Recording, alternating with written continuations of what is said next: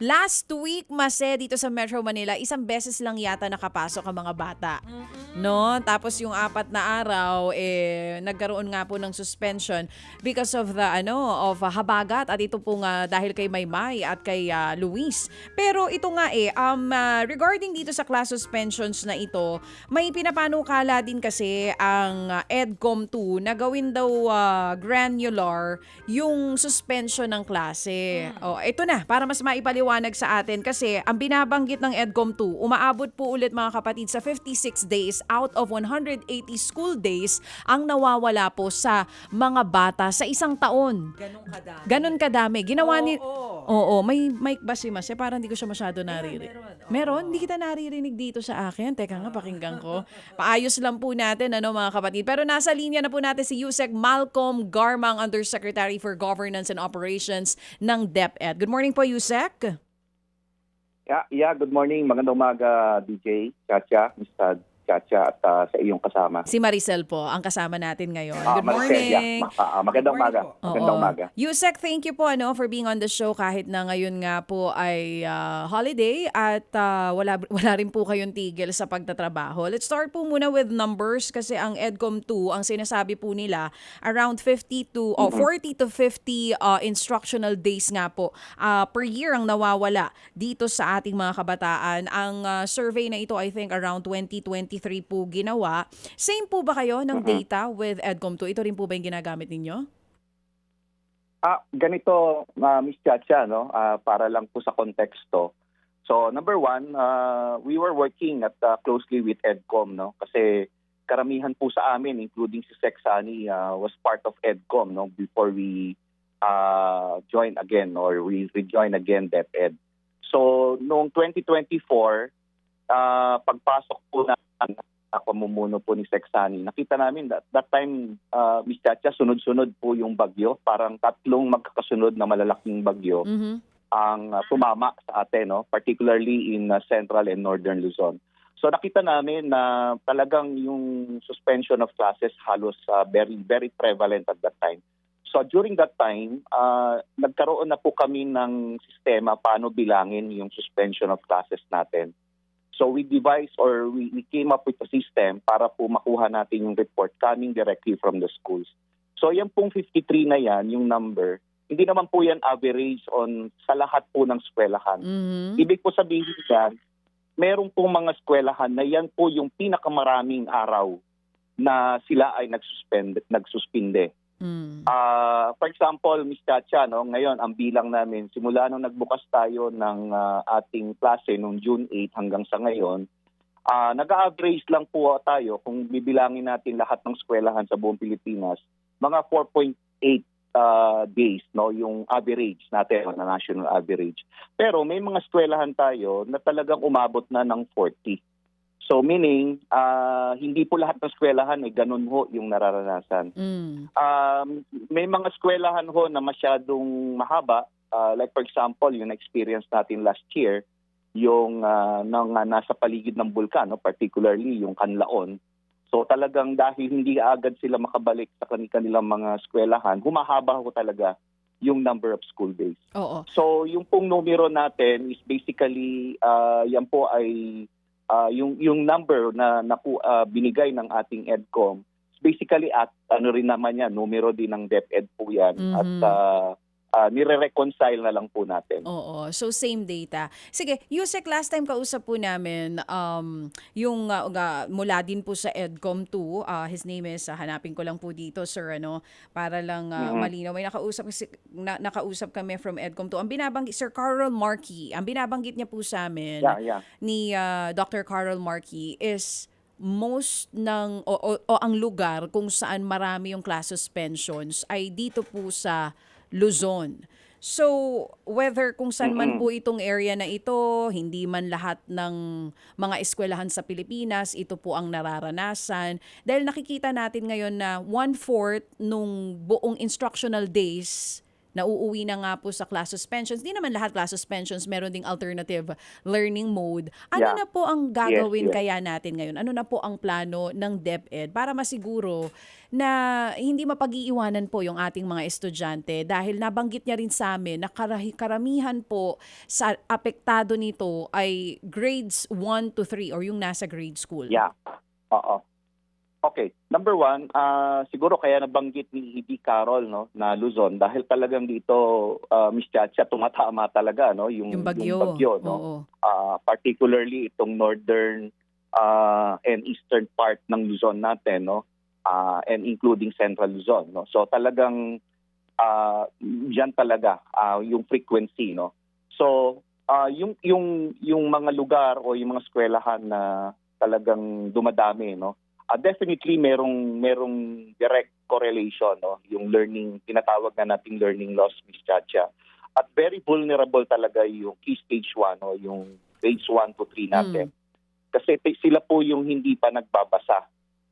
Karamihan po sa kanila, no, lalo na po yung nasa grade 1. So kailangan talaga ng teacher interaction. Kailangan po talaga ng direct delivery ng instruction, particularly on beginning reading. So kung hindi sila kaagad makakabalik ng paaralan, talagang mahihirapan pong maka-recover yung bata. Maasa po tayo na sana yung habang nasa bahay sila, habang nasa kasama nila ang mga magulang, natuturuan sila sa pagbasa. But alam naman natin, Ms. Chacha, yung reality na hindi talaga lahat ng magulang natin ay makakapagturo ng tamang pagbasa. So, that is where the alternative modality comes in. Kasama na po dyan, marami na po kaming in-explore, Ms. Chacha, no? In terms of modality. Hindi lang po yung module, but we are also exploring the use of cellphone, the use of gadget. But bagamat in terms of infrastructure, hindi talaga kakayanin lahat. In fact, even TV, no? TV delivery of instruction or using TV for alternative, ina-explore na po natin yan. Natutunan na po natin yan during the pandemic. Kaya siguro kailangan lang nating palakasin itong alternative delivery modality nito. So in short, Ms. Chacha, talagang I think the more important question is gaano tayo kabilis makarecover? Gaano kabilis makabalik ang bata sa kanilang paaralan? May mga kalamidad na mabilis tayo makakabalik, no? But if you're talking about earthquake, if you're talking about strong typhoons, no, nasira talaga ang eskwelahan, medyo mas matatagalan. And pag sinabi ho nating recovery at makabalik sa school, we are trying to prioritize din po, Ms. Chacha, yung grades 1 to 3 na sila kagad yung makabalik sa paaralan kasi sila po yung dapat talagang matutukan at maturuan agad para makarecover. Oo. May mga datas din po ba kayo na talagang makakapagpatunay kung yung mga alternative learning system na ginagawa natin na pinapauwi po yung mga module sa bata or cellphone, kung may cellphone ba sila or gadget sa bahay, ay epektibo? Aside po dun sa sinasabi ninyo kung gaano rin sila kabilis makakabalik sa school. Kasi next year, Yusek, for sure may bagyo ulit eh. So at least dapat may, di ba, may maayos na sistema at plano na tayo sa tuwing may mga ganitong kalamidad. So doon sa mga ADM or alternative delivery modalities na ginagamit natin, embed naman yung evaluation, Ms. Chacha, no? Pero I think pinakamagandang basihan dito yung tool natin, no? yung sa pagbasa natin. So meron po tayong tool na ginagamit ngayon, yung tinatawag po nating CRLA, Comprehensive Rapid Literacy Assessment. So makikita natin na, for example, nag-umpisa po ang bata beginning of school year, ito po ang level ng kanyang pagbasa, and then uulitin po yan sa mid. So kung ang bata ay nawala sa eskwelahan, at siya po ay sumailalim sa alternative delivery modality, titingnan ho natin kung nag-improve ba ang bata o hindi. So kung hindi ho nag-i-improve, habulin po yan. And this is where the makeup classes or yung remediation would come in. Kaya nga po may aral program din po tayo, yung academic recovery natin. Nang sa ganon, mahabol po natin. So evaluation is one, and then the recovery or remediation is another thing. So yan po yung sistema natin ngayon, Ms. Chacha, para po sa ganon masiguro natin. Definitely, we have to admit that it will not be 100% efficient. Iba pa rin ho talaga yung face-to-face classes. Batay na ho yan sa maraming pag-aaral. Okay. Sir, magandang umaga. Si Maricel Halili po ito. So, Yes, Yusek, Maricel, yeah. opo, I understand, isa dun sa mga tinitingnan nating options dahil nga po dito sa dami nung nawawalang school days ay yung school level suspension. So, pakipaliwanag nga po sa amin kasi how will this work kung school level yung suspension? Mm-mm. Number one, Maricel, no? Inevitable talaga yung suspension of classes kasi primordial talaga ang safety ng bata.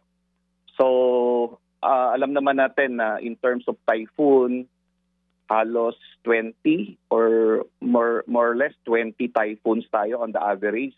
Mga 8 hanggang 10 dyan ay directly tatama sa atin. Vulnerable po tayo in terms of earthquake. Nadagdag pa ho ang volcanic eruption. Last year, nagsabay ho halos, no? Or nagkasunod ang Mayon, Taal at saka Canlaon. Nadagdag pa ho yan, Maricel, yung heat index natin, no? Dahil po sa init ng panahon, nagsususpindi rin po tayo. So, what we're trying to say is that inevitable ang suspension. But what we would like to do is sana hindi naman ho lahatan kaagad, no? For example, kung earthquake ito, number one, we cannot predict earthquake, no? Wala po tayong basihan. So, hindi ho maganda o parang walang basihan kung isususpindi natin ang isang malaking lugar, syudad, lalawigan, dahil lamang po sa nagkaroon ng lindol sa ibang lugar, no? So, what we are trying to look at is that, okay, kung para hindi ho nadadamay lahat ng eskwelahan natin, we do it granular, case-to-case basis, no? Hindi naman ho like for example, kung meron padating na malaking bagyo, tatamaan po talaga ang buong rehiyon, then we defer to Pag-asa kung ano po ang alert warning nila, then that is what will be the basis, no? That will be used as a basis for the suspension of a region, a province, a city. So, kung granular, ibig po sabihin ng granular, for example, meron hong bomb threat yung eskwelahan or meron pong, alam nyo naman, na uso ngayon yung mga online threats. So, hindi ho kailangan suspindihin lahat ng eskwelahan sa mga buong probinsya o buong munisipyo. Yung eskwelahan lang po. So that hindi po nadadamay lahat hanggat maaari. Okay. So yan po yung tinatawag nating or gusto natin talagang isulong, no, na granular level suspension para hindi humalawakan agad. Pero kasi, Yusek, ang nakalagay po dun sa mga initial information, kailangan coordinated pa rin doon sa local government unit. So, paano po ang mangyayari doon? At saka gaano kalaki yung leeway na dapat mako-coordinate mo bago makapag-announce yung school na, oy, suspended na? Kasi parang ngayon ang pinoproblema natin, di ba, usually, Yusek, yung mga late announcement ng suspension, nandun na sa school yung mga estudyante at saka sasabihin na walang pasok. Well, ang default natin ngayon, number one, we're actually proposing, no? Yan po yung nabanggit din ng EDCOM na we are proposing through an executive order or through a resolution na talagang magkaroon ng power or authority yung mga local school heads natin, mga school heads, or even at the local level, yung in coordination with the barangay, na magkaroon ng granular suspension o ma-honor po ito. Ang default po natin ngayon is really LGU. So what the mechanism would be, it will be upon the recommendation of the school head. Ngayon, kung minsan may biglaan po, like for example, yung nabanggit ko kanina, Maricel, no, na magkaroon ng online threat, then the school head can readily, automatically declare a suspension sa eskwelahan niya. But of course, to be informed din yung local government, no? Kailangan ma-inform din. At meron din po kaming internal mechanism which is the division office, yung superintendent po natin. So inform the superintendent, then superintendent can directly inform naman yung ating city mayor, yung municipal mayors, or even up to the level of the governor. So, nandun ho in place ho yung mekanismo na yon of coordination between DepEd and our local government unit. So sir, kailangan pa pala ng executive order. Ganun po ba? Kasi the last time na natanong namin si Yusek Claire Castro, ang sabi niya, there's no need for an EO kasi ang DepEd naman ang may hawak ang may mandate dito sa issue na to. So kailangan pa rin pala. Yun po yung pinag-uusapan ngayon, no? Kasi, well, it will be good kung hindi nakakailanganin ng executive order, but since it involves local government unit at wala naman po kaming jurisdiction over, ang DepEd po ay walang jurisdiction over the LGUs. So, tinignan po namin na baka kailanganin yung mekanismo ng isang executive order. But ito po yung pinag-uusapan ngayon, Ms. Maricel, no? Kung ano po yung magiging mekanismo para po dito. So, prepared po tayo. We have already drafted, no? If it will be necessary, we have already drafted the proposed executive order to be submitted and to subject for the approval of the Office of the President. Or kung hindi man kakailanganin na, then pag-uusapan namin. Kasi meron din po kaming internal issuance na ho rito, Ms. Maricel. Malinaw po yung guidelines namin insofar as DepEd is concerned. But if it will involve LGUs, then we have to come up with a certain mechanism. It may be an executive order or it can be a joint circular.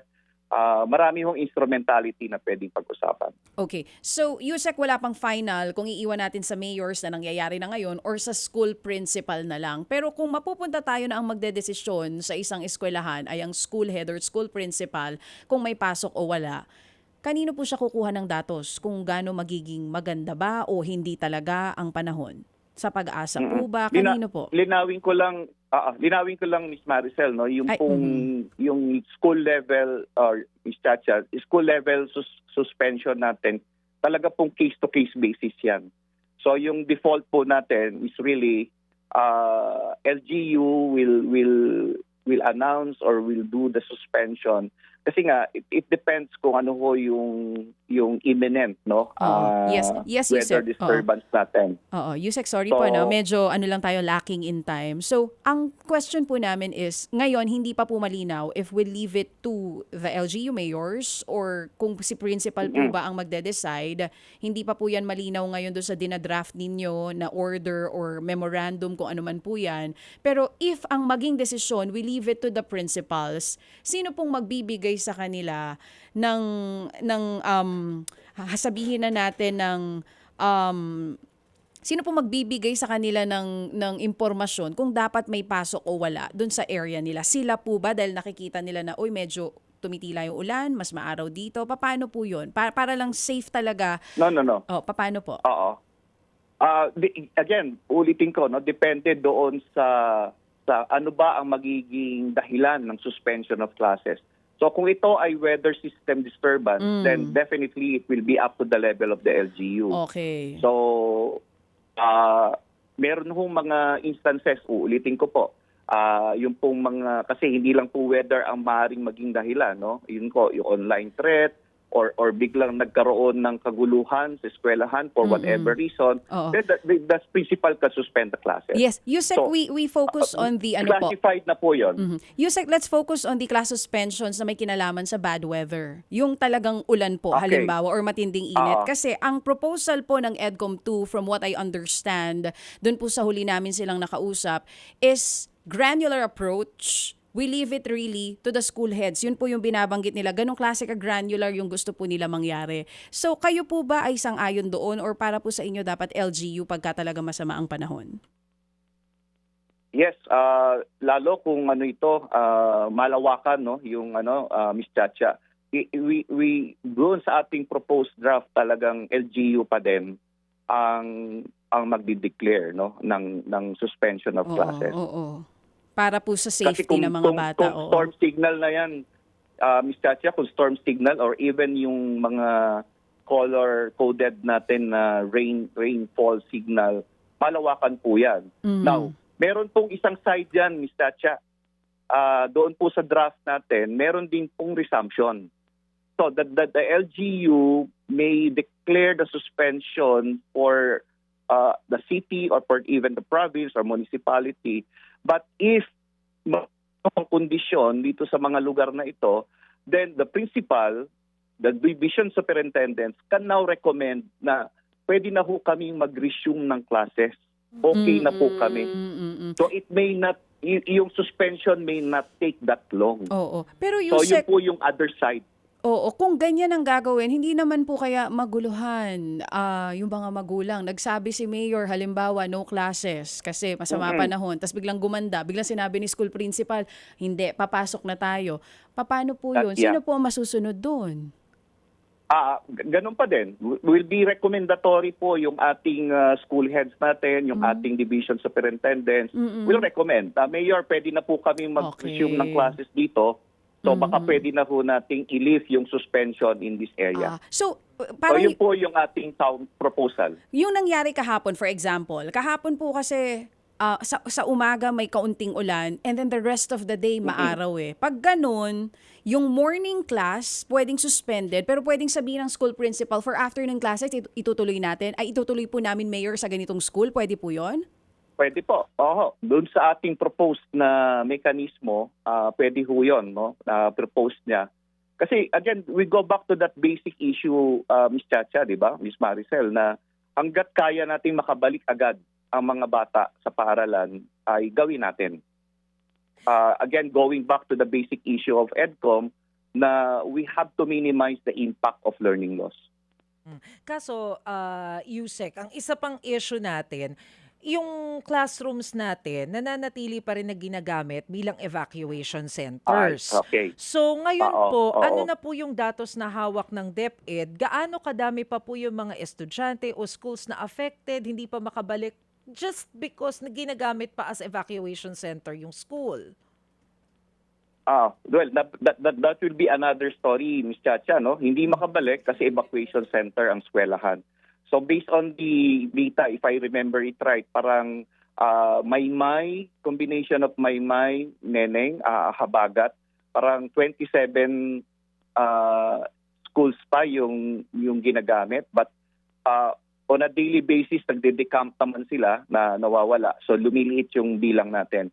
But of course, definitely hindi makakabalik ang mga bata kung evacuation center. Kaya nga ho, nakikiusap din kami sa mga LGUs natin na sana magkaroon na ho ng mga permanent evacuation centers ang mga lugar para ho hindi na nagiging option ang ating eskwelahan para ho maging evacuation center.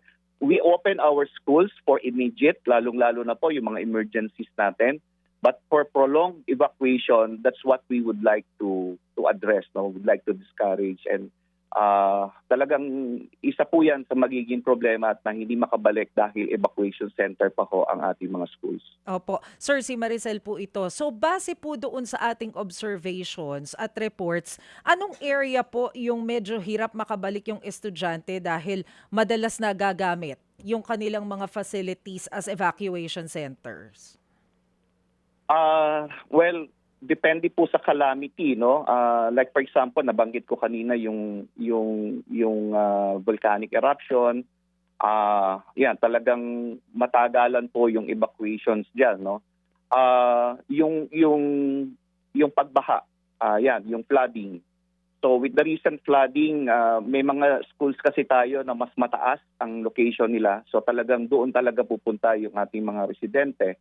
But definitely, may mga schools din tayo na lubog din sa tubig and definitely hindi ho magagamit yan na evacuation center. So iba-iba, Ms. Maricel, yung context nung paggamit ng school. No? Depende kung nakikita nila strategically kung ito po bang school na ito ay talagang it will help, no, or it can ease out the burden of the residents na biktima ng kalamidad. So yung pong datos ng EDCOM na 40 to 50 days na nawawala sa klase, kasama na po dito sa datos na yon yung dahil ginagamit na evacuation center? Hindi po. Suspension of classes due to calamities. But we will check kung naka-plug in na doon yung ginamit as evacuation center. So yung pong datos na yan is suspension due to calamities. Ms. Maricel. So, sir, sorry, Kasi but pwedeng humaba yung suspension because hindi na po dahil sa calamity, but kasi tapos na ho yung kalamidad, nakalipas na ho yung bagyo, but still the school is being used as an evacuation center. Kaya hindi pa makapasok yung school na yun. So we'll check on that kung kasama yun dun sa datos na binilang ng EDCOM for the 53. Sir, balikan ko lang po yung napag-usapan natin na draft EO. Ano po ang timeline natin? Kailan po natin target na ma-implement itong school level kung talagang decided na tayo? Based on the latest is that we will be presenting it to the DepEd para po doon sa council.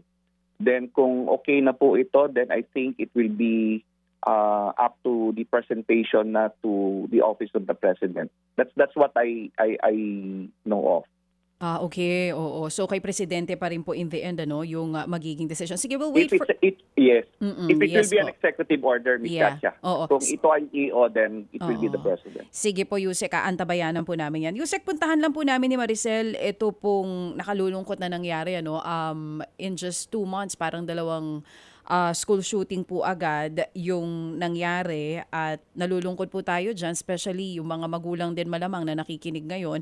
Si Secretary Angara may sinasabi po, stricter entry protocols for the schools, CCTV, may binabanggit po siyang metal detectors, security guards na i-employed po sa mga eskwelahan, pampublikong eskwelahan, and even daw yung assistance ng mga barangay tanods natin. Ito pong binabanggit ni Secretary Angara, recommendations po ba ito or magiging mandatory po ba ito? At kailan din po ang implementation nito kung sakali mang mandatory?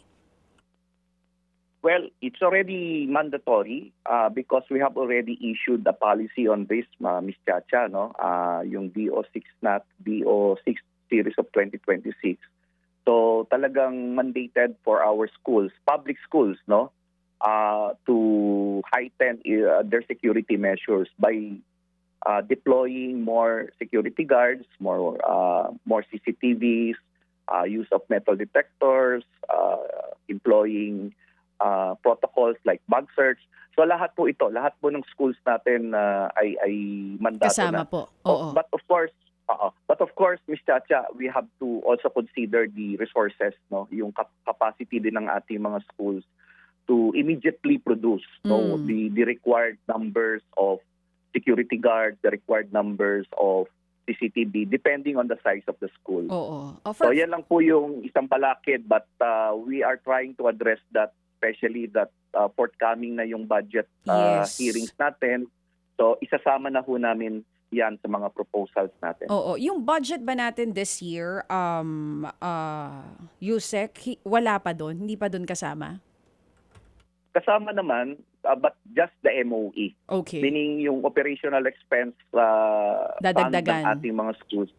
Opo, doon nila Dadagdagan kinukuha po. yan. Oo. Oo. And So, yung ibang kulang schools, kulang talaga. kumbaga yung ibang schools, ngayon nga hindi pa enough yung fund. So ngayon, dadagdagan po para dito sa sinasabi na mas pinahigpit na security sa mga eskwelahan. Kanina po kasi nabanggit nyo, ito mandatory na kasi may DepEd order na, pinatutupad na dapat sa mga pampublikong eskwelahan. Yung nangyari po recently is from a private school. Yes. Paano po ang gagawin natin doon? Hanggang saan lang po ba ang kapangyarihan po ng DepEd pagdating sa mga pribadong eskwelahan, pagdating sa mas pinahigpit po na security? Palagi naman yan, Ms. Chacha, no, na pagka meron hong issuance ang DepEd, we encourage our private schools we enjoin our public schools to also comply at the minimum doon sa ating mga requirements. But of course, hindi ho namin pwedeng saklawan talaga kung ano ang kakayanan ng private schools natin. So, although may oversight naman tayo, Ms. Chacha, no, sa mga private schools natin kasi under regulatory rin naman sila. Yes. So we can always call them out kung talagang may mga private schools na nagkukulang, no? Lalo kung merong pong reklamo coming from the parents, from stakeholders, then we can address that and we can call the attention of the private school administrators. But so hanggang doon lang muna ang aming relationship. Pero hindi pa po sila required. Kumbaga, hindi mandatory for them na dapat sumunod kayo. Kung ano yung pinapatupad sa public school, dapat ganun din sa private. Wala pong ganun. Unang-una, Miss Chacha, dapat ang nagre-require noon yung mga magulang, di ba? Kasi nagbabayad sila eh. So, negosyo po ito eh. Business po ito. Yes, so, naiintindihan as po client, natin. as customers, Yusek, with yung the parents po dapat ang nagde-demand noon. na naiintindihan po natin yan kasi nga pribadong eskwelahan na ito. Pero yun nga, that's why I ask kung hanggang saan lang po yung po pwede magawa ng DepEd dito. Kasi yung nangyari po is from a private school. Oo eh. Yes. So ngayon, yung Oo. sinasabi nyo po na pwedeng ibigay ito sa kanila pero hindi kasing mandatory ng sa public school, paano po kung hindi susunod yung iba? Well, yun po, doon po pwedeng pumasok yung oversight. No? At kung yan po ay manggagaling na po doon sa kanilang mga magulang, sa kanilang mga mag-aaral, then we can exercise our oversight function over these private schools. No? Oo. At may proseso naman po tayo dyan through our regional offices to investigate at tignan kung talagang may kapabayaan o may kakulangan yung private schools. And Yusek, right now, how do you check yung mga public schools kung talaga nasusunod yung stricter protocols? Meron po tayong mga teams sa mga regional offices and division offices natin who can do some visitorial. Pero hindi ho natin kakayanin lahat na ikutan araw-araw kasi mas malaki ho yung trabaho namin sa public school, Ms. Chacha. No? So pwede hong gawin yan on a random, again, because of a complaint or a formal complaint lodged versus the private school. So pwede hong puntahan yan. Or even on a random basis, pwede hong tignan ng ating mga regional office. Yusek, isang pahabol na lang. Yung simultaneous drill para po doon sa mga public schools, ano pong plano natin dyan? Anong magiging turing para bang earthquake drill yan? Yes. Number one, would like to announce na rin no, that next week, I think August 25, we'll attempt no our first nationwide simultaneous active human-induced threats, no? Hindi po active shooter lang, no? Active human-induced threats kasi marami hong pwedeng galingan. But we'll focus muna on the active shooting drill. So gagawin ho natin yan simultaneous. We'll have a launch in Bulacan. At ang gusto ho natin mangyari, ma-institutionalize ito, Ms. Chacha, para hong gawin na natin siyang parang earthquake and fire drill. Para ho may muscle memory. Para ho sanay na ang mga bata, sanay na ang mga teachers, sanay ang mga administrators on how to respond during this kind of incidents no, that will happen in a school. Sir, si Maricel po ito, but who will be in charge of training the teachers at saka po yung mga estudyante? Kasi syempre kahit naman yung mga guru dyan, baka hindi rin nila alam kung ano yung dapat gawin. Yeah. So, meron tayong dedicated DRRMS team, Maricel, no, na pwedeng magturo. But we also are, right now, we are working with DILG. We're closely working with PNP. And marami pong mga private sector that would like to help in terms of training our teachers, no, our administrators, our security personnel, no, hindi lang teachers. But yung mga in-school personnel, security personnel natin, non-teaching personnel, marami pong gustong tumulong in terms of the training. But we rely solely on our PNP no, to help us out in training our personnel on the protocol, on the drills. Okay. So ano po yung sinasabi natin na sisimulan natin next week? Paano po yung magiging scenario niyan? So meron na tayong mga nakatoka, naka-assign na representative from PNP para tutukan po yung per school para sa simultaneous drill? Ganun po ba? School-based po ito, Maricel. Ibig sabihin talagang school-led. No? School-led po ito. Because we asked the school based on the protocol and based on the framework, we ask the school to come up with their own contextualize. Kasi iba-iba yung context ng schools natin, Maricel. No? Opo. So it depends on the context kung ano yung scenario that might happen in the school. And during the drill, we have invited our PNP, Bureau of Fire, our medical responders, no? We invited them. Per school na po ito through the coordination of the regions and divisions. Nag-invite po tayo. So the school will be guided by the authorities, no? Yung mga appropriate authorities natin na nabanggit ko.